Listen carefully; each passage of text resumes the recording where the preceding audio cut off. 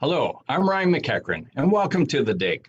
On this episode, we will be talking with Todd Burns, President and founder of Cypher Environmental. Todd will be sharing a recent example of how they are helping their clients implement their ESG strategy.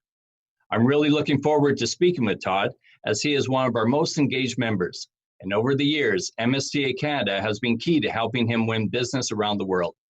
But first, we have our own Stephanie Alvarez to share some important information with us. Hi, Steph. Hi, Ryan. It's good to see you. I have very exciting news. We have two amazing opportunities. New Ventures and Mining Hub from Brazil are hosting 15 challenges Vale has right now in Brazil. The deadline to apply for these challenges is August 9. All mining suppliers are encouraged to apply, established companies as well as startups. And Expanda is managing Codelco's latest challenge, mining software for geometric reconciliation. The deadline to apply for this challenge is August 4th. For more information, please email me at alvarez@mstacanada.ca. I will share details about our upcoming webinar with you later on the show. Have a great interview. Thanks, Stephanie. I'm looking forward to hearing more about that. We'll catch up with you later in the show. We are hearing a lot about ESG, environment, social, and governance, and how financial institutions are determining whether to invest in a company based on its ESG strategy. Here at MSTA Canada, we have been advising our members that part of their value proposition should be tied to how they can help execute a prospect's ESG strategy. We used to call it CSR, corporate social responsibility. Here and now at the DIG, we have an excellent example. Let's dig in now with Todd Burns. Hi, Todd. Welcome to the DIG. Morning, Ryan. Thanks for having me. So you've been making a lot of headlines recently with your story up in Baffinland. But before we get into that, I would like to, I know you've just gone through a rebranding as well. And I was wondering if you could talk a little bit about that, because I think it's very relevant having this new tagline, always do what's right. So could you tell us a little more about that? Yeah, for sure. I mean, first of all, talking about branding, I'm really glad that I remembered to wear my mining pin this morning. Beyond that, always do what's right. You know, we did a big rebrand, and it's always a huge undertaking. I mean, it's, beyond just the look of the company, it really defines the philosophy, the value proposition, the differentiators. And so for us, and maybe we'll talk about this a bit later, it's a big challenge for us to really differentiate ourselves in our industry. And really quickly, what we do is dust control and stabilization. So for mine haul roads, et cetera, in the mining industry. And anyway, so we really, when the company evolved, it evolved around developing products that were environmentally friendly and solving environmental issues. And we got to a certain extent where we said, giving back by producing good products is one thing, but it's just not enough for us anymore now that we've reached a level of success. So our new tagline actually is really our new philosophy, and really, stands for our new ESG, which is environmental social governance policy, which is always do what's right. And so, it stems initially from, the product development and how we innovate and how we grow as a company through our technologies and solutions we offer. But beyond that, it's even, how we treat our employees, how we work in the local community. So we're based here in Winnipeg, and so we give 12% of our profits annually to local charities. Wow. We didn't want to just work in our own backyard, because we're a global company. We have distributors and customers in around 45 countries around the world. So so we wanted to be able to give back around the world, because really we're a global citizen as a company, because of the huge footprint we have. And so we developed a new policy to, when a project reaches a certain size, we actually look at the contract value and donate usually up to 5% of the contract value back to the local community. And quite often it's going to be sort of in the form of product.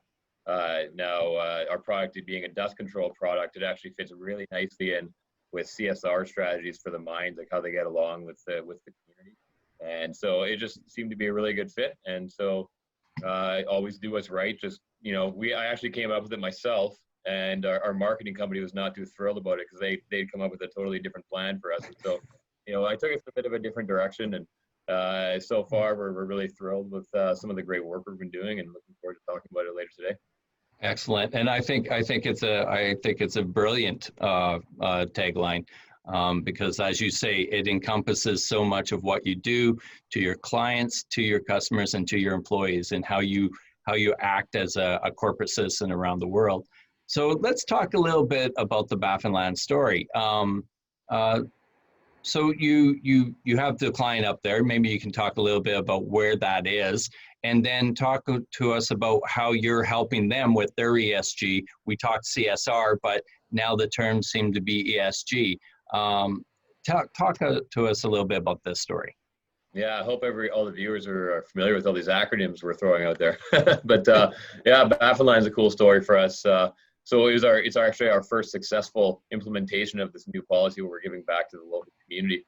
And so we've been working with Baffinland for a couple of years now, and very fortunate to have the contract to supply them with all the product to treat their tote road, which is the road. It's really the lifeline of the mine, because it's the only road from the port to the mine. And you know, of course, being an environmentally sensitive area on Baffin Island, you know, dust is obviously a concern. And so, you know, after some positive results on the tote road, we also have won the contract to supply for the pit, and I believe it's the airstrip. And so, really happy to be making an impact with them and helping them reduce their environmental footprint. But ultimately, through our new ESG plan, you know, it dictates again that we're donating something back to the community. So Pond Inlet is the nearest community near the mine. I think it's located quite near the port, which I believe is called Milne Port.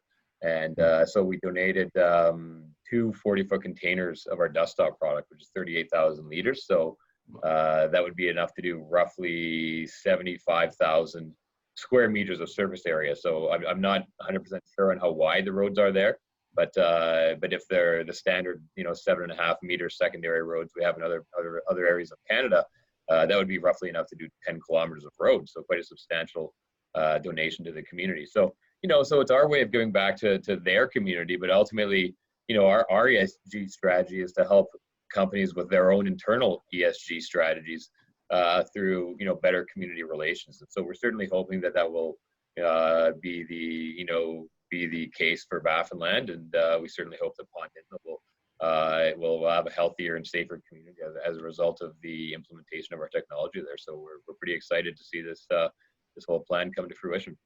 Right, and for people that may not have had the I'll say the luxury, if you will, of having experienced the far north, dust is a big issue. It is almost like a desert. It just happens to be in a climate that typically, for long periods of time, it's under snow and ice. But I can see how this would be a very important part of helping out that community. But the logistics must have been pretty interesting. How did you even get it up there? Nothing's cheap getting up to the north. So did you have other people help you out? Yeah, well, we work with you know, we have, of course, our you know, internally we have a logistics team that's working with a few different freight forwarders. So all the product goes up. Of course, we're working with I believe the company we're working with is Bolloré, and so we have a pretty regimented schedule, because they have certain sea lifts, they have cutoff dates, and because it's so remote, you're right, they only have a very short window of time to actually get the product, you know, shipped up. It's on the sea lift, so on a barge, before the ice starts to become an issue again. And so there's very, very strict cutoff dates that we have to make. So whereas other customers with larger contracts, maybe we'll be shipping a container a day, we're doing multiple containers per day with Baffinland, just to get the product out in time to make it to the port so it can get up there. So it's a bit of a crunch for us to get the product out the door in time, but it's a champagne problem that we certainly welcome. Yeah, I can imagine the whole team is pretty excited about what you're doing there. It truly speaks to your tagline. Yeah, absolutely. So where do you go from here? What's next for Cypher? Well, we had 175% growth last year. So I mean, we're getting to the point where we're looking at satellite manufacturing, because we're just you know, we're just looking at ways we can, you know, through logistics, reduce the cost to our clients and make our products that much more cost effective and et cetera. But in terms of, you know, the immediate pipeline, we have an environmentally friendly alternative now to salt for de-icing as well.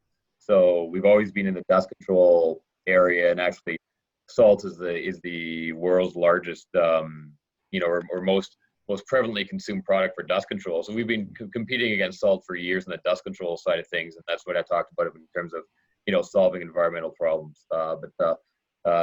You know, so de-icing obviously is something that is known around the world, and people are always complaining about the rust on their vehicles, and you know, it's polluting groundwater and killing roadside vegetation. And so we actually have a totally environmentally friendly and non-corrosive alternative to salt for de-icing now as well. So we hope to commercialize it this winter actually, and get it out there. So we're really excited to continue to make an impact, not only through, you know, the ESG, but also through the technologies we're continuing to develop. That sounds fascinating to be able to find something. Really yeah. We're really looking to be a game changer in terms of just setting trends in our industry. One of the biggest challenges for us is that a lot of our competitors just aren't all that professional, and they don't really understand the industries that they operate in, or really, you know, have you know, sort of you know, high like technology. Like they're taking waste products and byproducts and putting it on the road. All our stuff is all engineered, and so we're really trying to set the trends and really, you know, improve the sort of the image and the professionalism in the industry as a whole. Excellent. Well, it sounds like you're doing a phenomenal job. 175% growth is just a phenomenal number to consider.